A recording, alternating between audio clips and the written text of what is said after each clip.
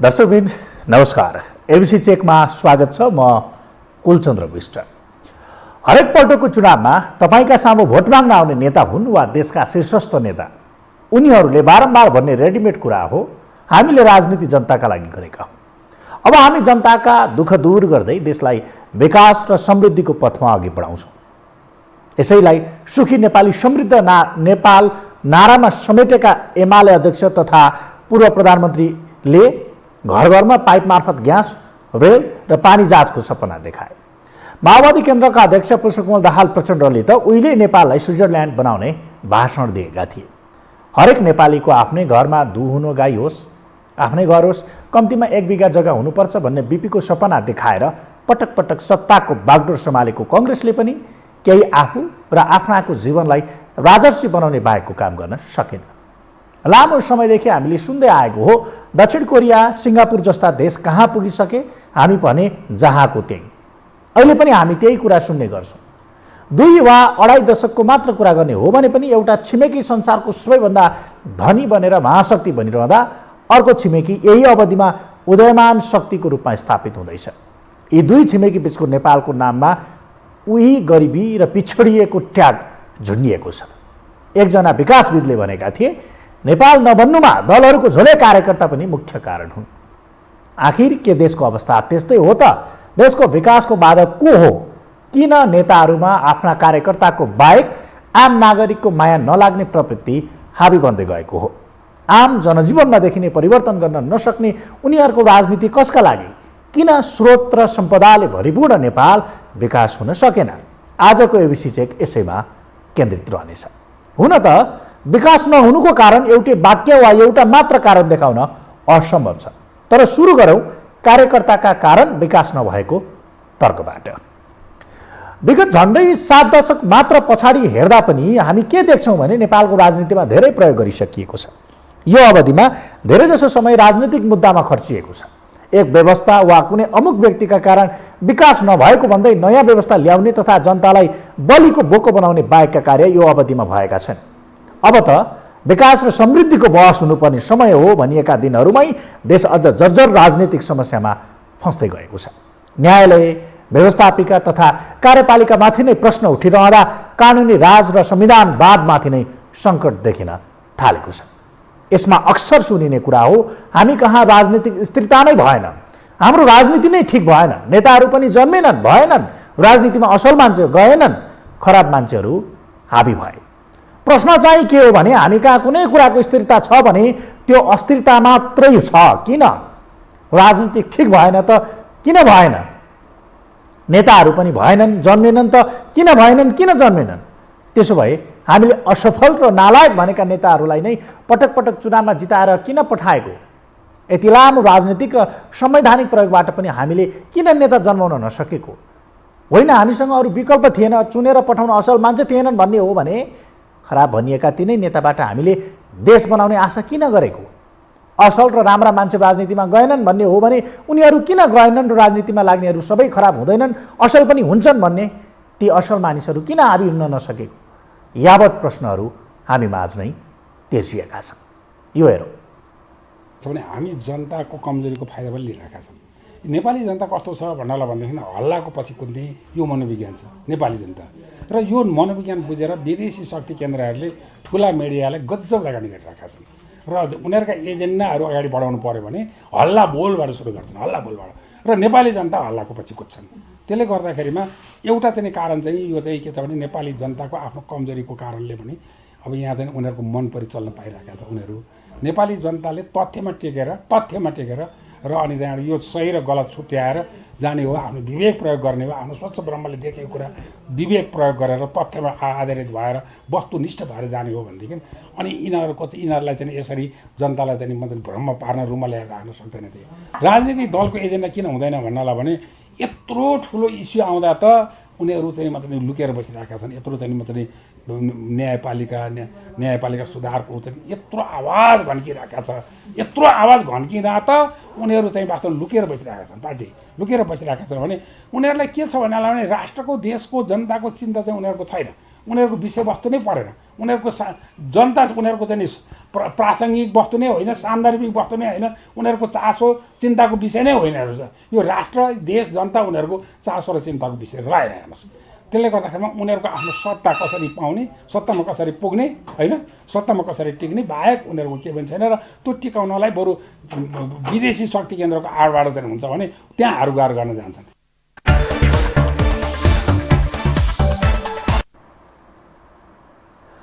अहिले देशमा राजनीतिक दलहरूको सङ्ख्या 95वटा छ।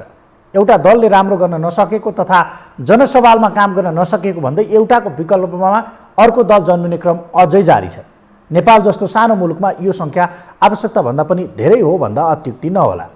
कार्यकर्ताको मात्रै कुरा गर्ने हो भने पनि नेपाली कङ्ग्रेसका 9 लाख बढी कार्यकर्ता रहेको उसको दाबी छ। अझै यो सङ्ख्या 10 लाख पुर्याउने ध्येयमा कङ्ग्रेस छ। अर्कातर्फ माओवादीले आफ्ना कार्यकर्ता 7 लाख रहेको दाबी गरिरहँदा एमालेको दाबी छ आफूसँग 8 लाख कार्यकर्ता छन्। अर्थात् 40 लाखभन्दा बढी वैदेशिक रोजगारीमा रहँदा मुख्य 3 दलहरूको कार्यकर्ताको सङ्ख्या मात्रै 24 लाखभन्दा बढी छ। साना अन्य दलहरूको कार्यकर्ताको सङ्ख्या कम्तीमा 6 लाख मात्रै जोड्ने हो भने पनि नेपालमा 30 लाखभन्दा बढी नै नागरिक कुनै न कुनै दलको कार्यकर्ताको रूपमा रहेका छन्। यसबाट के देखिन्छ भने कहीँ कतै केही काम गराउन पनि राजनीतिक दलको कार्यकर्ता हुनैपर्ने बाध्यता बढ्दै गएको छ। युवा भनिएका तथा राम्रा भनिएकाहरू पुरानै बुढा नेताहरूको सहायक हुनभन्दा माथि उठ्न सकेका छैनन् भने जनताको सवालमा भन्दा नेताको भक्तिभावमा उनीहरू व्यस्त रहेका छन्। यही सन्दर्भमा अक्सर सुनिने अर्को कुरा हो राजनीतिमा युवा अगाडि आउनु पर्यो, युवाहरूले मुलुक हाँक्नु पर्यो, पुराना बुढाहरूले गर्दा राजनीति सप्रिएन, मुलुक बनेन। यसमा अर्को प्रश्न उठ्छ, अहिले पुराना पुस्ता भनिएका अथवा बुढा पुस्ता भनिएका नेताहरू बुढा भएपछि मात्र राजनीतिमा प्रवेश गरेका हुन्। उनीहरू पनि युवा हुँदै राजनीतिमा आएका थिए नि। उनीहरू युवा हुँदै राजनीतिमा लाग्दा देश नसप्रने अनि अहिलेका युवा प्रवेश गर्न साथ देश र राजनीति सप्रिन्छ भन्ने आधार के? कसरी हामी भन्न सक्छौँ आजको राजनीति भोलि गएर जनताको राजनीति बन्न सक्छ? नेपाललाई अहिले स्वाभाविक सहज र देशहित अन्तर्गत अथवा राज्यका कर्तव्य अनुसारका कुराहरू र सरकारले गरिरहेको छ भनेर सोच्नुहुन्छ भने मलाई यो प्रश्न गर्नुहोस्। होइन भने न म अहिलेको सरकारलाई सरकार मान्छु, न अहिलेको संविधानलाई संविधान मान्छु, न अहिलेको संविधानभित्रका राज्यका निकायहरूलाई निकाय मान्छु। योभन्दा अस्थिर, अराजक, मनपरितन्त्र, छुटतन्त्र, लुटतन्त्र, यसलाई जे नाम दिए पनि हुन्छ, त्यो तन्त्रमा चलेकोमा चाहिँ तपाईँले यत्रो ठुलो आशा आकाङ्क्षा किन राख्नुहुन्छ भने यहाँ टेस्टेड मान्छे होइन नि शेरबहादुर देउवा। शेरबहादुर देउवा नयाँ मान्छे हुन्। शेरबहादुर देउवाले हिजो के गरे तपाईँले देख्नु भएको छैन? शेरबहादुर देउवासँग माग राखेर माओवादीहरू जङ्गल बसेको होइन, कतिवटा बुँदा मागमा राखेका थिए। ती के पुरा भए? आज फेरि शेरबहादुरलाई प्रधानमन्त्री मान्न किन गए? अनि यस्तो भद्रगोललाई मिडियाहरू तपाईँहरू आफ्नो चर्चाका, यिनीहरूको त म भन्छु चर्चा नाम पनि नलिनुहोस्।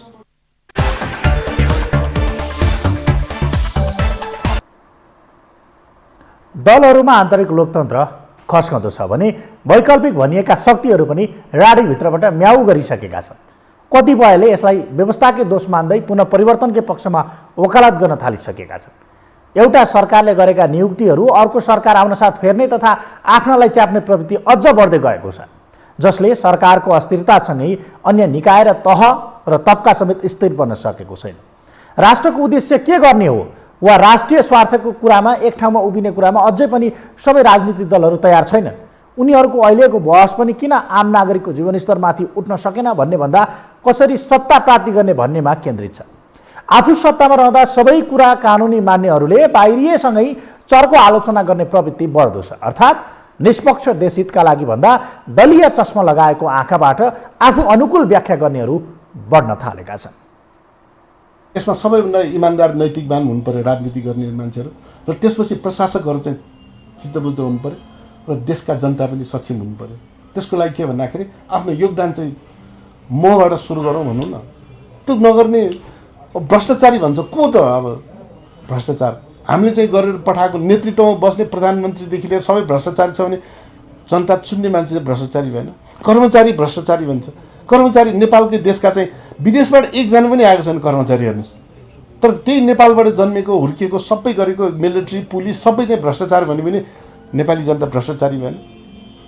त्यसकारण यसलाई यो क्षमतासँग बनाउनुको लागि चाहिँ मैले जहिले पनि भन्छु, जब मबाट सुरु गर्दैन तबसम्म केही पनि हुँदैन। मैले देखाउने औँला त एउटा यसो देखाएँ, मलाई टिनटाली देखाइरहेको छ नि त। यो बुझाइ चाहिँ नेपाली जनताले बुझ्नुपर्छ र यसको परिणाम के हो भन्दाखेरि हिजोदेखिको तपाईँको एउटा शासकीय स्वरूप पनि हो। अब शासकीय स्वरूपलाई अलिकति परिवर्तन गर्ने हामी हैसियतमा थियौँ, फेरि पनि चित्त बुझाउने मान्छेहरूले बुझाएन।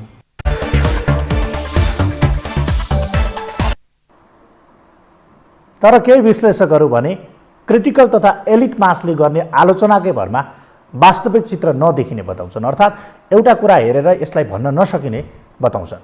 सहरका आलिशान भवन र चिल्ला सडकलाई हेरेर सिङ्गो नेपाल पनि नदेखिने हुँदा त्यस्ता कुरा कहाँबाट हेर्ने भन्नेमा निर्भर रहने उनीहरू तर्क गर्छन्। अर्थात् नेपाल धेरै पछाडि छैन, संस्थागत रूपमा भद्रगोल भए पनि खुल्ला आर्थिक नीतिका कारण सरकारले के गर्यो गरेन भनेर आश गर्न पर्ने अवस्था नरहेको जानकारहरू बताउँछन्।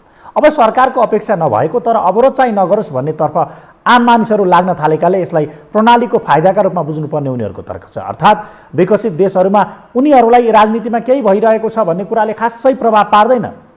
उनीहरू राजनीतिमा के भइरहेको छ यो पनि बुझ्दैनन्। उनीहरू आफ्नो काम गर्छन् मात्र। उनीहरू के चाहन्छन्, आफ्नो व्यवसायमा अवरोध नहोस्, राजनैतिक कारणले गरी खान नपाउने अवस्था नआओस्, राज्यले आफूलाई गरी खानबाट नरोकोस्, तर हामी गरी खान तयार छौँ भन्ने उनीहरूको एउटा अवधारणा हुन्छ। त्यस्तै यी देशहरूमा पनि जो तेस्रो विश्वका देशहरू, विशेषतः नेपाल जस्ता देशहरूको कुरा गर्ने हो भने पनि अथवा नेपालकै परिप्रेक्ष्यमा कुरा गर्ने हो भने पनि नेपालको खुल्ला बजार अर्थनीतिका कारण केही सरकारले अवरोध नगर्ने भने मानिस आफै काम गर्न जागरुक बन्छ।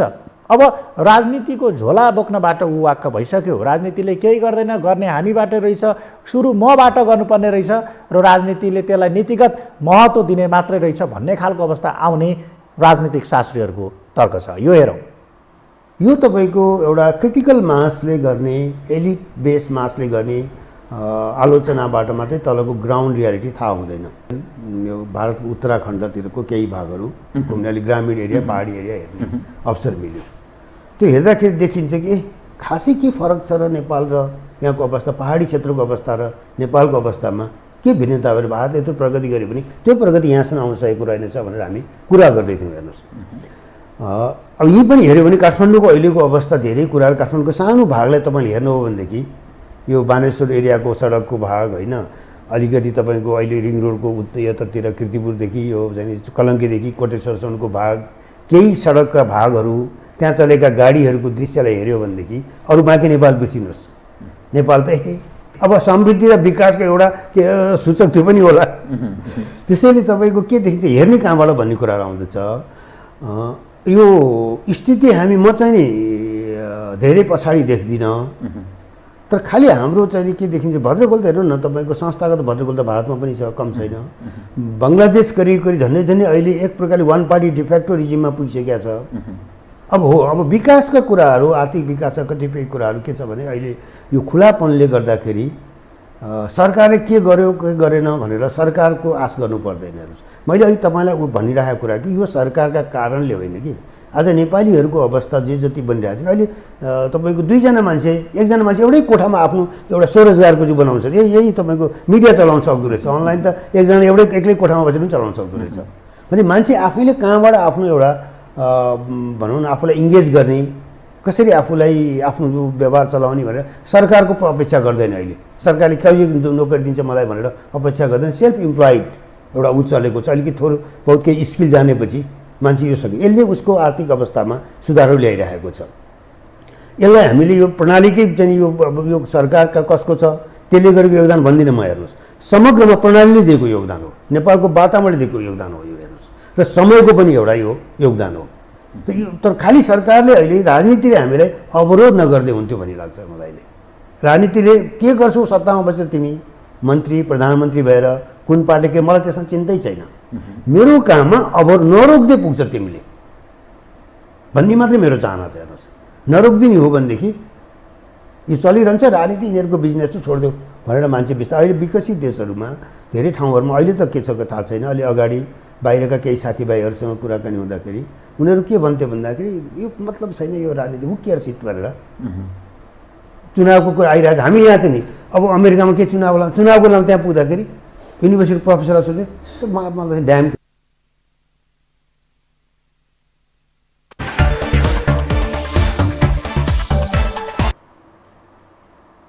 अहिले पनि नेपालकै कुरा गर्ने हो भने ठुलो जनसङ्ख्यालाई को प्रधानमन्त्री भए, कुन दल राजनीतिमा छ, कुन राजनीतिक दल प्रतिपक्षमा छन्, कुन सत्तामा छ भन्ने कुराले खासै असर गर्दैन।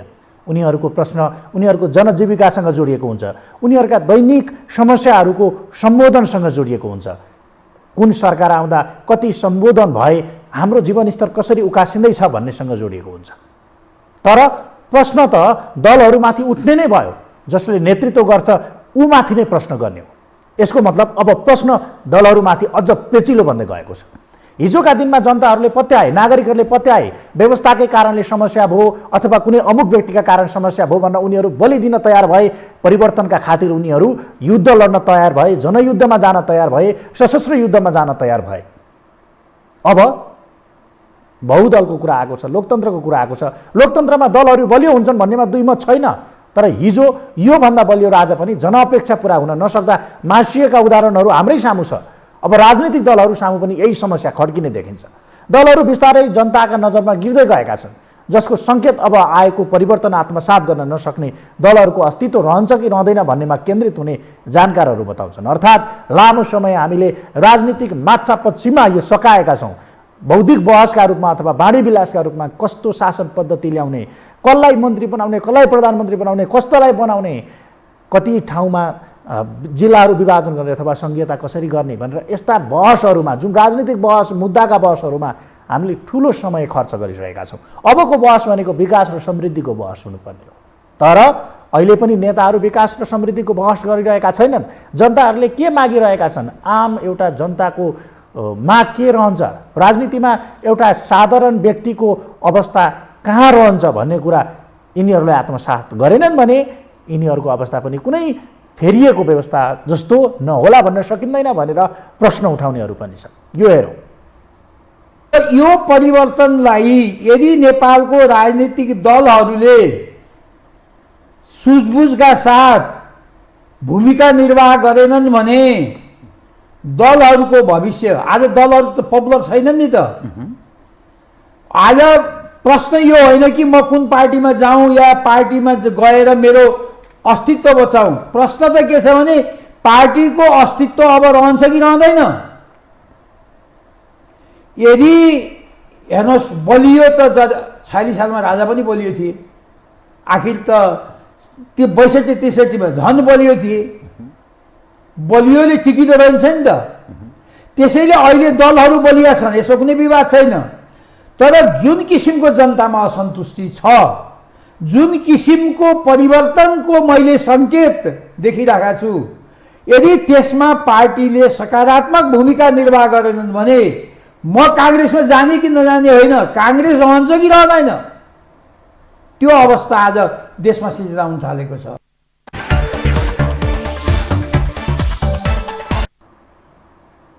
अवस्था कस्तोसम्म छ भने विस्तृत शान्ति सम्झौता भएको 15 वर्ष पुग्दा समेत न्यायका लागि भौतारिनीहरूले न्याय पाएका छैनन्। एकतर्फ यसैलाई धम्क्याउने बाटोको रूपमा प्रयोग गरिरहँदा सबैभन्दा बढी जिम्मेवार लिने पक्ष पनि चुपचाप छ।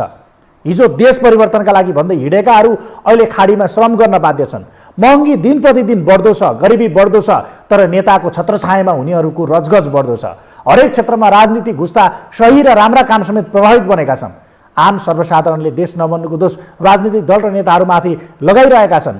उनीहरूमाथि निराशा बढिरहेको छ। हिजो व्यवस्थाका कारण परिवर्तन भएन, मान्यौँ, हामी त्यसको विरुद्धमा लड्यौँ, तर आज आएर व्यवस्था परिवर्तन भएको छ। हामीले छानेका मान्छे चाहिँ सत्तामा पुगिरहेका छन्। आज टोल टोलमा छोटे राजाहरू जन्मिरहेका छन्, तर विकास किन भइरहेको छैन? अहिले पनि विकास निर्माण खर्च अथवा पुँजीगत खर्चको एकदमै हालत के छ भने एकदमै कम खर्च भइरहेको छ। अथवा भनौँ 100 रुपियाँको विकास गर्दा 80 रुपियाँभन्दा बढी रुपियाँ त्यसको व्यवस्थापनमा खर्च भइरहेको छ। गरिबी निवारण भन्दै विदेशले पैसा खन्याउँछ। गरिबी निवारण कोषै थियो देशमा, तर गरिबी झन् बढ्दै गइरहेको छ। काठमाडौँको यी चिल्ला सडकहरूमा कालो सिसाभित्र चढेर हिँड्ने मन्त्री प्रधानमन्त्रीहरूले यो कुरा बुझ्दैनन्। उनीहरूले आफ्नो रुट के हो अथवा जरा के हो, हामी कसका लागि राजनीति गरिरहेका छौँ भनेर देखाइसकेका छन्। यसभन्दा अगाडिका प्रशस्त उदाहरणहरू छन् जसले उनीहरू कसका लागि राजनीति गरिरहेका छन् भन्ने बुझाउँछ। किनभने उनीहरूको सवालमा किसानले मल नपाएको सवाल पर्दैन, यसपालि धानमा बाला नलागेको सवाल उनीहरूकोमा पर्दैन, कर्णाली जुम्ला हुम्लाका कथाहरू उनीहरूका ती एजेन्डाहरूमा पर्दैनन्। रित्तिँदै गएका पहाडी बस्तीका कथाहरू उनीहरूका एजेन्डामा पर्दैनन्। जनता कसरी भोकै मरिरहेको छ, कसरी लास बनेर विदेशबाट फर्किरहेको छ, हिजो आफूले बुर्जुवा शिक्षा भन्दै स्कुलबाट लखेटेका अथवा चाहिँ जनयुद्धमा होम्याएकाहरूको हालत के छ, शहीदहरूको अवस्था के छ, शहीद परिवारको अवस्था के छ, अथवा भनौँ घाइते भएकाहरूको अवस्था के छ, सबैभन्दा जिम्मेवारी लिनुपर्ने पार्टीहरू नै यो कुरामा ध्यान दिँदैनन्। अघि मैले जोडेँ 15 वर्ष भइसकेको छ विस्तृत शान्ति सम्झौता भएको, तर अझै पनि शान्ति प्रक्रिया टुङ्गोमा पुगिसकेको छैन। यसैका कारण म कुनै बेला जेल जानुपर्ने हो कि भन्ने डर तत्कालीन निधरत पक्षलाई छ भने यता सरकारी पक्षले पनि यस विषयमा खासै सोचेको छैन। हालत योसम्म गिर्दै गइरहेको छ। अहिले सडकबाट प्रश्न उठ्न थालेको छ, जनमत सङ्ग्रह हुनुपर्छ भन्ने कुरा, धर्मनिरपेक्षताका कुरामा, राजतन्त्रका कुरामा यी विभिन्न कुरा उठिरहँदा सङ्केत के गरिरहेको छ भने हाम्रो प्रणाली र दलहरू फेल हुँदै गइरहेका छन्। यिनीहरू र जनताको बिचमा काहीँ समस्या देखिरहेको छ, काहीँ कनेक्सन टुटिरहेको छ। तर प्रश्न उनीहरूलाई मात्र छैन। चोरी औँलो नेताहरूतिर फर्काइरहँदा बाँकी 3 औँलाले हामीलाई पनि प्रश्न गरिरहेको छ। हामीले जसलाई नालायक भनिरहेका छौँ, जसका कारणले देश बिग्रियो भनिरहेका छौँ, उनीहरूलाई नै किन बारम्बार चुनावमा जिताएर हामीले पठाइरहेका छौँ? प्रश्न हामी माझ पनि छ। अब अवस्था कस्तो बनिसकेको छ भने कार्यकर्ता नभई केही हुन नसक्ने, हरेक कुरामा चरम राजनीति देखिरहेको छ। यसले देशलाई अवश्य भड्कालोमा पुर्याउनेछ, यसमा कुनै सन्देह छैन, जसतर्फ नेताहरूले बेलैमा सोच्न जरुरी छ। हवस् त, एबिसी चेकको आजको श्रृङ्खला यति नै। अर्को अङ्कमा फरक विषयवस्तुका साथ उपस्थित हुने नै छौँ। तबसम्मका लागि आज्ञा दिनुहोस्। नमस्कार।